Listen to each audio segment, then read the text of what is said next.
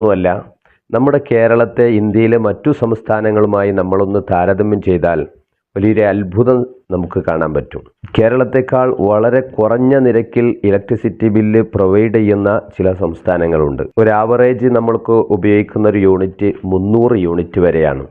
സിക്കിമിൽ വരുന്നത് 1.20 മുതൽ 3 വരെയാണ് ഒരു യൂണിറ്റിന്.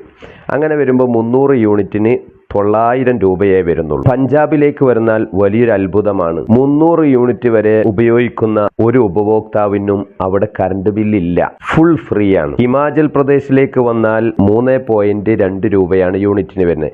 അങ്ങനെ വരുമ്പോൾ 960 രൂപയുള്ളൂ. തമിഴ്നാട്ടിലേക്ക് വന്നാൽ ആദ്യത്തെ 100 യൂണിറ്റിന് പൈസ ഇല്ല. 300 യൂണിറ്റ് ഉപയോഗിക്കുമ്പോൾ 800 രൂപ മാത്രം കൊടുത്താൽ മതി. ഡൽഹിയിലേക്ക് വന്നാൽ മഹാ അത്ഭുതമാണ്. അവിടെ 200 യൂണിറ്റ് വരെ അവർ സബ്സിഡി കൊടുക്കുകയാണ്. അപ്പോൾ അവിടെ 300 യൂണിറ്റ് ഉപയോഗിക്കുന്ന ഒരു ഉപഭോക്താവ് കൊടുക്കേണ്ടത് കേവലം 300 രൂപ മാത്രമാണ്. ഡൽഹിയെ സംബന്ധിച്ച് നമ്മൾ മനസ്സിലാക്കണം, ഡൽഹി ഈ പറഞ്ഞ ഒരു സംസ്ഥാനം പോലെയുമല്ല. ഡൽഹിക്ക് സ്വന്തമായി കറണ്ട് ഉൽപ്പാദിപ്പിക്കാനുള്ള സംവിധാനങ്ങളില്ല. It is purchased from the central government and private power plants located outside Delhi എന്നാണ് പറയുന്നത്. ഡൽഹിക്ക് പുറത്തുള്ള പ്രൈവറ്റ് ഏജൻസികളിൽ നിന്നും അതുപോലെ സെൻട്രൽ ഗവൺമെൻറ്റിൽ നിന്നൊക്കെ പണം കൊടുത്തിട്ട് കറണ്ട് വാങ്ങിയിട്ടാണ് 200 യൂണിറ്റ് വരെ ഫ്രീ കൊടുക്കുന്നത്. ഇനി അതിലേറെ കൂടുതൽ ഉപയോഗിക്കുന്നവർക്കും കൂടുതൽ പൈസയൊന്നും അവർ വാങ്ങുന്നില്ല. 300 യൂണിറ്റ് ഉപയോഗിക്കുന്ന ആൾ 300 രൂപ കൊടുത്താൽ മതി. അതേസമയം നമ്മുടെ കേരളത്തിലേക്ക് വന്നാൽ കേരളത്തിലെ കറണ്ട് ബില്ല് എങ്ങനെ കൂട്ടണമെന്ന് പോലും അറിയാത്തൊരു സിറ്റുവേഷനാണുള്ളത്.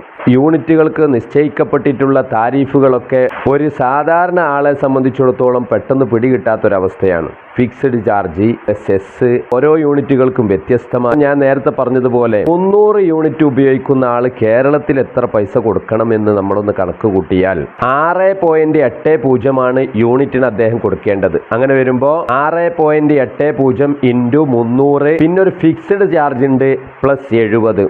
ഇതെല്ലാം കൂട്ടി വരുമ്പോൾ 2000